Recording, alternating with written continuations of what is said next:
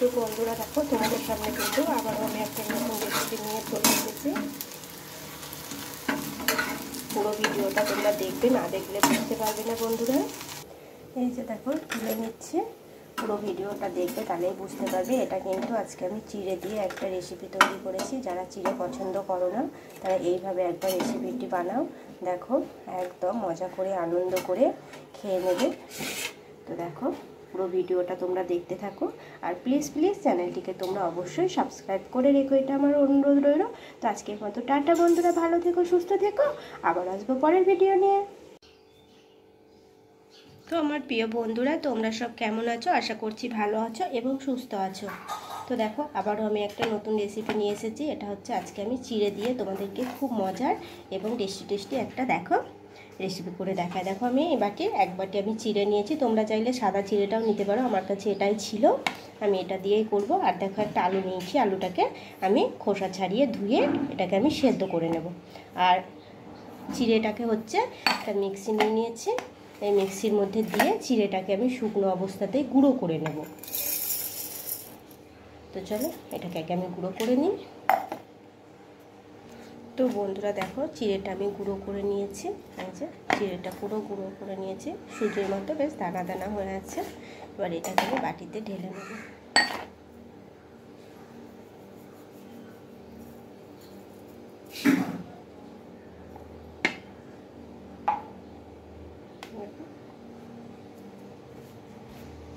আর আলুটাকে এদিকে আমি সেদ্ধ করে নেব।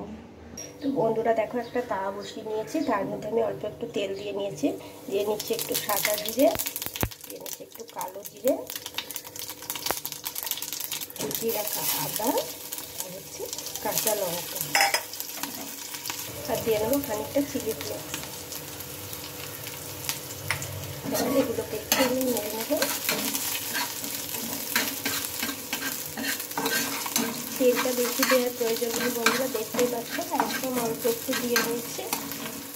এবার এটার মধ্যে আমি দিয়ে নেবো হচ্ছে ওই বাটি মেপে জল, একটু কম এক বাটি জল।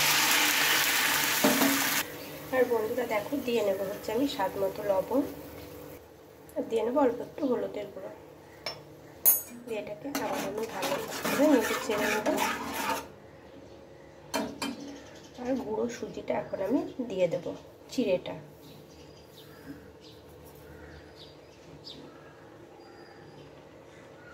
এবার এটা আমি ভালোভাবে মিশিয়ে নেব। বন্ধুরা দেখো এখন এটার মধ্যে আমি দিয়ে নেব 2 চামচ মতন বেসন। এই বেসনটা দিয়ে নিলাম, এতে করে কিন্তু খেতে আরও ভালো লাগবে। আর দেখো এখনও কিন্তু খানিকটা জল লাগবে, তাই আমি আবারও খানিকটা জল দিয়ে নিলাম। বন্ধুরা দেখো সেদ্ধ আলুটাকে কিন্তু আমি এই যে এটার সাহায্যে কিন্তু আমি গ্রেট করে নিয়েছি। এবার এই সেদ্ধ আলুটাই কিন্তু এই চিড়ে আর বেসনের মধ্যে আমি দিয়ে নিচ্ছি, দিয়ে ভালোভাবে কিন্তু মিশিয়ে নিতে হবে। তো চলো এটাকে আমি ভালোভাবে মিশিয়ে নিই। এটা তো মিশিয়ে নেবো, তার আগে অল্প একটু চিনি গুঁড়ো দিয়ে নিলাম, গোটা চিনি দিয়ে নেবে তোমরা থাকলে, আর হাতের কাছে যদি গুঁড়ো চিনি থাকে সেটাও দিয়ে নেবে, এটা স্বাদের জন্য দিয়ে নিলাম। আলুটা তোমরা চাইলে হাতে করেও এটাকে ভালোভাবে মেখে নিয়ে দিতে পারো। তো চলো এটাকে আগে আমি ভালোভাবে মেখে নিই, একসঙ্গে মিশিয়ে নেব। তো বন্ধুরা দেখো এটা কিন্তু একটা ডো তৈরি হয়ে গিয়েছে। এবার এটা কিন্তু আমি এখন গ্যাস থেকে নামিয়ে নেব একটা থালার মধ্যে।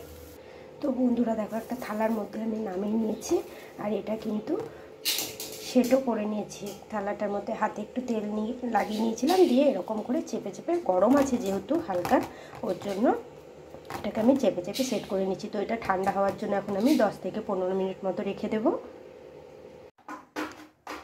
তো বন্ধুরা দেখো এই যে এটা একদম এখন ঠান্ডা হয়ে গেছে, আর দেখো সাইড থেকে পুরো ছেড়েও যাচ্ছে। এবার এটাকে আমি আর একটা অন্য থালাতে এটাকে আমি নিয়ে নেব। তো বন্ধুরা দেখো এই যে আমি আর একটা থালার মধ্যে নিয়ে নিয়েছি।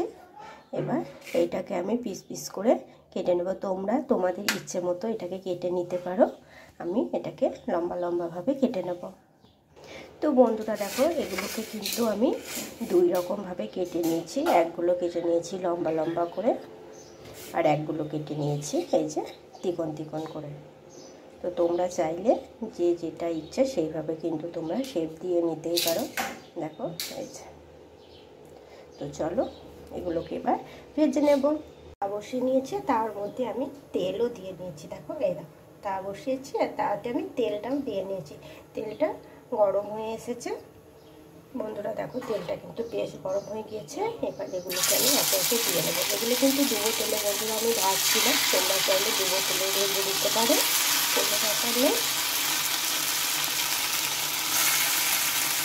এগুলো আমি অল্প তেল দিয়ে নিয়েছি, সেটার মধ্যে দিয়ে দিচ্ছি। আর একসঙ্গে অনেকগুলো ভাজা যায়।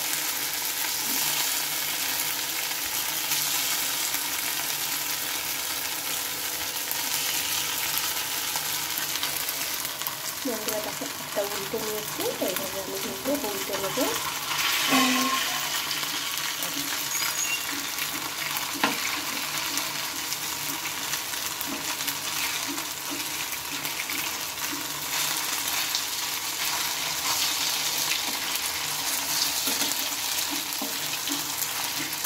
এটা টিফিন বলো বা নাস্তা বলো, তোমরা ভীষণই কিন্তু টেস্টি হয় বন্ধুরা। তোমরা কিন্তু একবার হলেও বাড়িতে বানাবে, দেখবে এইভাবে।